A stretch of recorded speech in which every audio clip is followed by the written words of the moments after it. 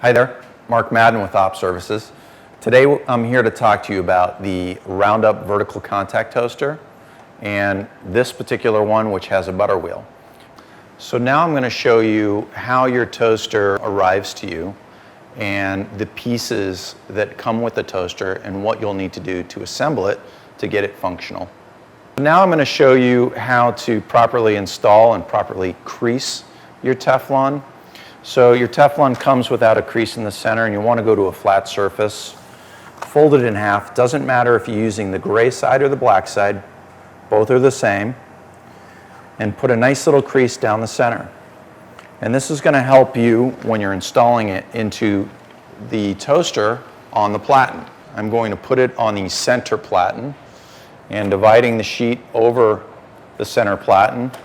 You just kind of have to wiggle it, making sure both pieces slide down and it hits right on to the crease. You've got 4 pieces here. You have your heat shield, your bun guide, your butter wheel, and the trough. One piece that's very important when you first get your toaster is that all of these stainless steel pieces will have a white plastic residue on it that you'll want to make sure that you peel off. If you do not and you heat the toaster up, it's going to be very difficult to get it off afterwards.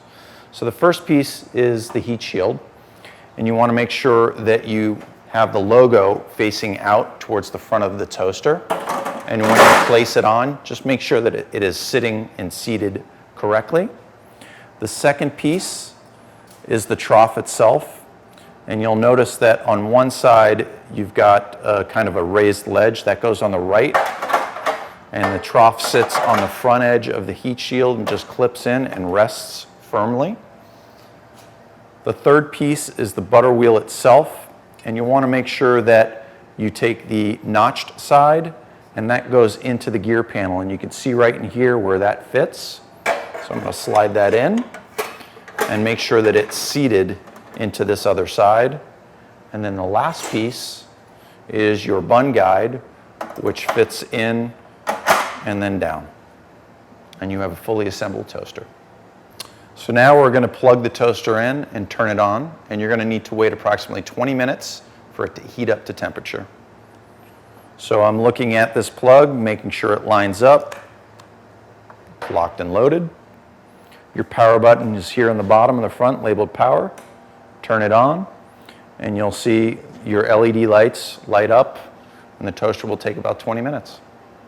The second piece of setting up this toaster is making sure that your heel and crown settings are correct. And what we recommend you start off on is D for the crown and 2 for the heel. So now that you've got your parts on the toaster and it's ready to be used, you want to fill up the trough with your buttered flavored vegetable oil. And the way you want to do that is you want to pour the butter on the back side of the trough, not on the front, on the back.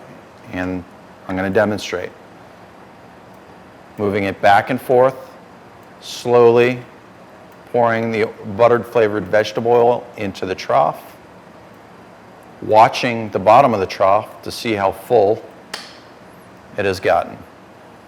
And what you want to see is you want to see the base of the butter wheel pulling the butter up onto the wheel so the base is covered in butter. So one thing you'll want to be careful of and keep mind of is the butter itself that's in the trough. You're going to have to manage that, and you're going to have to keep an eye on it throughout your shift and add butter as necessary per the needs of your restaurant.